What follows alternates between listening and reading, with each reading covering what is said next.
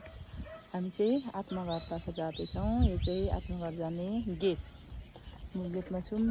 हामी अब उकालो लाग्यौँ साथीहरू। माथि पुगिरहेछन्। अब हिँड्नु पर्ने अरे, एकछिन हिँड्नुलाई चाहिँ गाह्रो हुने भयो। उकालोतर्फ लागियो आत्मघरतिर। कहिलेकाहीँ त हेल्थको लागि हिँड्नु पनि पर्ने हुन्छ। गर्मी पनि छ, घाम पनि लागिरहेको छ, जाडो पनि छ। खैके बुझ्नै पो साह्रो पर्यो। लाग्यो उकालो। यहाँ चाहिँ चटपटे बनाएर खानुको लागि गेडागुडी छ। अब हामी चाहिँ यहाँनिर चटपटेहरू बनाएर खान्छौँ अनि आत्मघरतिर गएर फोटोसोटो खिच्छौँ अनि भेडेतर्फ लाग्नेछौँ। आज हामी चाहिँ म्यामहरूसँग मिलेर घुम्न आइरहेको छौँ। एकदमै धेरै रमाइलो भइरहेको छ। यस, हाम्रोतिर गर्मी थियो, यहाँ चाहिँ जस घाम लागे पनि एकदम चिसो हावा आइरहेछ।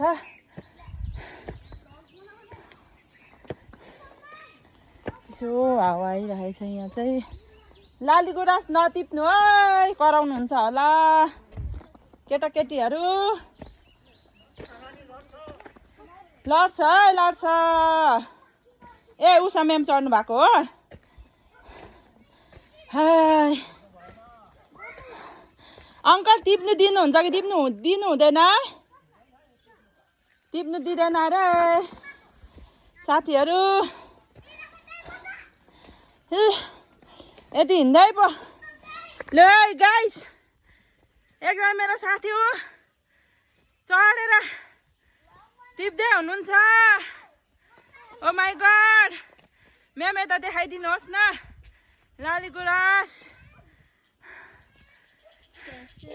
समयले मलाई पनि दिनुहोस् त। ओ सेट, लाली गुराँस भेट्यौँ।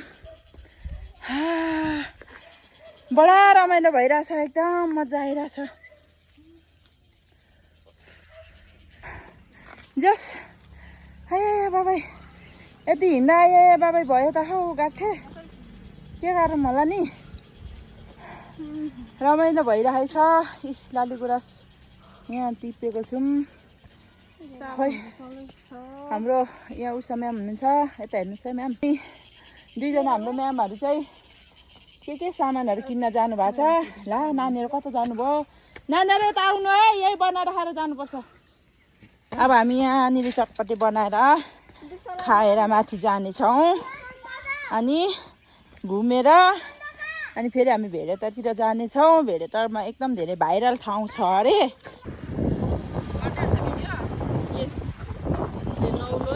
साथीहरूले भनिराख्नु भएको छ, हामी त्यहाँ गएर फोटोहरू खिच्नेछौँ अनि हामी कता कता के गर्छौँ, के कता जान्छौँ, के खान्छौँ, म हजुरहरूलाई देखाउने छु।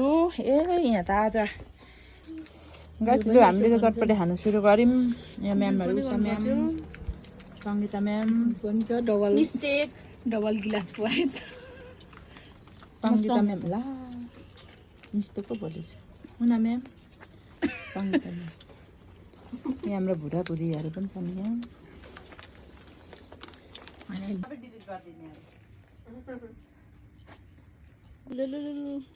अघि त छिटो हुन्छ नि।